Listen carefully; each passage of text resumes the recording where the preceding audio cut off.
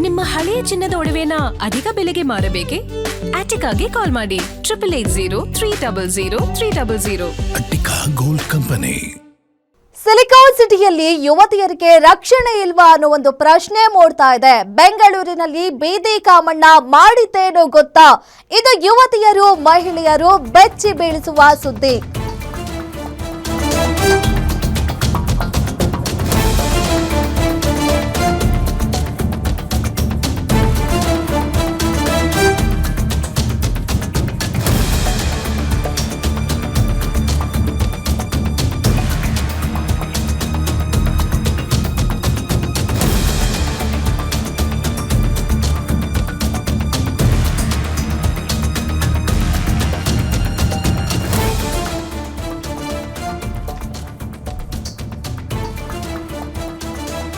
ಈ ಸ್ಟೋರಿ ನೋಡಿದ್ರೆ ಸಿಲಿಕಾನ್ ಸಿಟಿಯಲ್ಲಿ ಯುವತಿಯರಿಗೆ ರಕ್ಷಣೆ ಇಲ್ವಾ ಅನ್ನೋ ಒಂದು ಪ್ರಶ್ನೆ ಮೂಡುತ್ತೆ. ಒಬ್ಬ ಬೀದಿ ಕಾಮಣ್ಣ ಒಬ್ಬ ಯುವತಿಗೆ ಏನ್ ಮಾಡಿದ್ರು ಗೊತ್ತಾ? ಇದು ಯುವತಿಯರು ಮಹಿಳೆಯರು ಬೆಚ್ಚಿ ಬೀಳಿಸುವ ಸುದ್ದಿ ಆಗಿದೆ. ಕ್ಯಾಬ್ಗಾಗಿ ಕಾಯ್ತಿದ್ದ ಯುವತಿಯ ರೇಟ್ ಕೇಳಿದ್ದಾನೆ ಕಾಮುಕ ಒಬ್ಬ. ರಾಮಮೂರ್ತಿ ನಗರದ ರಸ್ತೆ ಬದಿ ನಿಂತಿದ್ದ ಯುವತಿಗೆ ಒಬ್ಬ ಕಾಮುಕ ಈ ರೀತಿ ರೇಟ್ ಕೇಳಿದ್ದಾನೆ. ಯುವತಿಯನ್ನ ನಿನ್ನ ರೇಟ್ ಎಷ್ಟು ಅಂತ ಕೇಳಿ ಅನುಚಿತವಾಗಿ ವರ್ತಿಸಿದ್ದಾನೆ. ಈ ವೇಳೆ ವಿಡಿಯೋ ರೆಕಾರ್ಡ್ ಮಾಡಿಕೊಂಡಿದ್ದಾರೆ ಯುವತಿ. ವಿಡಿಯೋ ರೆಕಾರ್ಡ್ ಆಗ್ತಿದ್ದಂತೆ ಸ್ಥಳದಿಂದ ಕಾಮುಕ ಪರಾರಿಯಾಗಿದ್ದಾನೆ. KA03K0619 ಈ ನಂಬರ್ ಪ್ಲೇಟ್ ಹೊಂದಿರುವ ಸ್ಕೂಟರ್ ನಲ್ಲಿ ಬಂದು ಯುವತಿ ಜೊತೆ ಅಸಭ್ಯವಾಗಿ ವರ್ತನೆ ಮಾಡಿದ್ದಾನೆ. ಇನ್ನು ವಿಡಿಯೋವನ್ನ ಇನ್ಸ್ಟಾಗ್ರಾಮ್ ನಲ್ಲಿ ಅಪ್ಲೋಡ್ ಮಾಡಿ ಇವನ ವಿರುದ್ಧ ಕ್ರಮಕ್ಕೆ ಆಗ್ರಹಿಸಿದ್ದಾರೆ ಯುವತಿ. ಮಹಿಳೆ ಸುರಕ್ಷತೆ ಬಗ್ಗೆ ಪ್ರಶ್ನೆ ಮಾಡಿ ಬೆಂಗಳೂರು ಪೊಲೀಸರಿಗೆ ಟ್ಯಾಗ್ ಮಾಡಿದ್ದಾರೆ. ಮಹಿಳೆಯರಿಗೆ ಯುವತಿಯರಿಗೆ ಸುರಕ್ಷತೆ ಇಲ್ಲ ಬೆಂಗಳೂರಿನಲ್ಲಿ ಕಡಿಮೆ ಅನ್ನೋ ಪ್ರಶ್ನೆ ಆಗಾಗ ಉದ್ಭವ ಆಗ್ತಾನೆ ಇರುತ್ತೆ. ಅದಕ್ಕೆ ಇಂತಹ ಪ್ರಕರಣಗಳು ಸಾಕಷ್ಟು ಸಾಕ್ಷಿ ಆಗ್ತಾನೆ ಇರುತ್ತೆ. ಈಗ ರಾಮಮೂರ್ತಿ ನಗರದಲ್ಲೂ ಕೂಡ ಇದೇ ರೀತಿ ಆಗಿದೆ. ಸಂಜೆ ರಾತ್ರಿ ಟೈಮಲ್ಲಿ ಒಬ್ರು ಯುವತಿ ರಸ್ತೆ ಬದಿ ನಿಂತಿದ್ದಾರೆ, ಕ್ಯಾಬ್ ಬುಕ್ ಮಾಡಿದ್ದಾರೆ, ಕ್ಯಾಬ್ಗಾಗಿ ವೇಟ್ ಮಾಡ್ತಾ ಇದ್ದಾರೆ.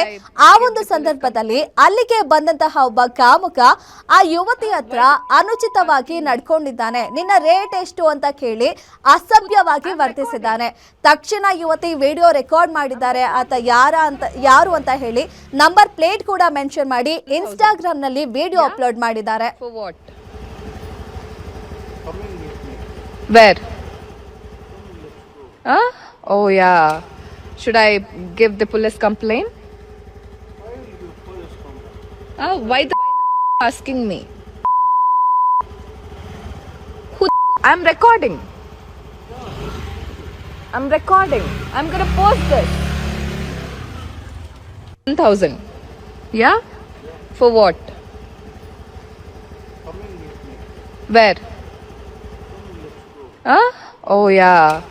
Should I give the police complaint? Why the asking me? Who? I'm recording. I'm gonna post this. 1,000. Yeah? For what? Where? ಎಸ್ ಬಗ್ಗೆ ಮತ್ತಷ್ಟು ಮಾಹಿತಿ ನೀಡ್ತಾರೆ ನಮ್ಮ ಪ್ರತಿನಿಧಿ ಅಜಯ್ ಕುಮಾರ್. ಎಸ್ ಅಜಯ್, ಯಾವಾಗ ಆಗಿರೋ ಘಟನೆ ಇದು? ಎಲ್ಲಿ ಆಗಿರೋದು? ಯಾವ ರೀತಿ ಅವ್ನು ಮಾತಾಡಿದ್ದಾನೆ? ಏನ್ ಕ್ರಮ ಆಗಿದೆ ಈಗ ಆತನ ಮೇಲೆ? ಏನಿದೆ ಇದ್ರ ಬಗ್ಗೆ ಹೆಚ್ಚಿನ ಅಪ್ಡೇಟ್? ಖಂಡಿತವಾಗ್ಲೂ ಧನುಶ್ರೀ, ಇದು ರಾಮಮೂರ್ತಿ ನಗರ ಪೊಲೀಸ್ ಠಾಣಾ ವ್ಯಾಪ್ತಿಯಲ್ಲಿ ರಸ್ತೆ ಒಂದರಲ್ಲಿ ನಿನ್ನೆ ರಾತ್ರಿ ನಡೆದಿರುವಂತಹ ಘಟನೆ ಅಂತಾನು ಕೂಡ ಹೇಳಲಾಗ್ತಿರುವಂತದ್ದು. ಅದರಲ್ಲೂ ಕೂಡ ಪ್ರಮುಖವಾಗಿ ಆಕೆ ಏನು ಕೆಲಸ ಮುಗಿಸ್ಕೊಂಡು ಅಂದ್ರೆ ನಿಂತಿದ್ದಂತ ಯುವತಿ ಏನಿದ್ದಾಳೆ, ಕೆಲಸ ಮುಗಿಸಿ ಬಸ್ ಸ್ಟ್ಯಾಂಡ್ ನಲ್ಲಿ ಅಂದ್ರೆ ಕ್ಯಾಬಿಗೆ ಬುಕ್ ಮಾಡಿ ಕ್ಯಾಬ್ಗೆ ಕೂಡ ಕಾಯ್ತಾ ಇರ್ತಾಳೆ. ಆ ಸಂದರ್ಭದಲ್ಲಿ ಬಂದಂತಹ ಅಲ್ಲಿಗೆ ಒಬ್ಬ ಆಸಾಮಿ ಏನಿದ್ದಾನೆ ಆತ ಆಕೆ ಒಬ್ಳೆ ನಿಂತಿದ್ದಂತ ನೋಡಿ ಆ ನಂತರ ಆಕೆಗೆ ಪ್ರಶ್ನೆ ಮಾಡೋದಕ್ಕೆ ಶುರು ಮಾಡ್ತಾನೆ. ನಿಂಗೆ ಹಣ ಕೊಡ್ತೀನಿ, ನನ್ ಜೊತೆ ಬಾ, ನಿನಗೆ 10,000 ಗಟ್ಲೆ ಕೂಡ ಹಣವನ್ನ ನಾನು ನಿಂಗೆ ಕೊಡ್ತೀನಿ, ಹೀಗಾಗಿ ನನ್ ಜೊತೆ ಬರ್ಬೇಕು ನೀನು ಅಂತ ಕೂಡ ಕೇಳ್ತಾನೆ. ಆಗ ಆಕೆ ಅದನ್ನ ಪ್ರಶ್ನೆ ಮಾಡ್ತಾಳೆ. ಪ್ರಶ್ನೆ ಮಾಡಿ ನೀನ್ ಯಾವ ಕಾರಣಕ್ಕೋಸ್ಕರ ನಂಗೆ ಹಣವನ್ನ ಕೊಡ್ತೀಯ ಅಂತ ಹೇಳಿ ಕೂಡ ಆಕೆ ಕೂಡ ಇನ್ನು ಪ್ರಶ್ನೆ ಮಾಡ್ತಾಳೆ. ಆದ್ರೂ ಕೂಡ ಆತ ಆಕೆಗೆ ನಿನ್ಸುವಂತದ್ದು ಮತ್ತೆ ಲೈಂಗಿಕವಾಗಿ ಕೂಡ ಏನು ನಿನ್ಸಿ ಆ ನಂತರ ಆಕೆ ಕೂಡ ಅವಾಚ್ಯ ಶಬ್ದಗಳಿಂದನೂ ಕೂಡ ಬೈದಿದ್ದಾನೆ ಅನ್ನೋ ಮಾಹಿತಿ ಕೂಡ ಈಗಾಗಲೇ ಆ ಯುವತಿ ಕೂಡ ಹಂಚ್ಕೊಂಡಿರುವಂತದ್ದು.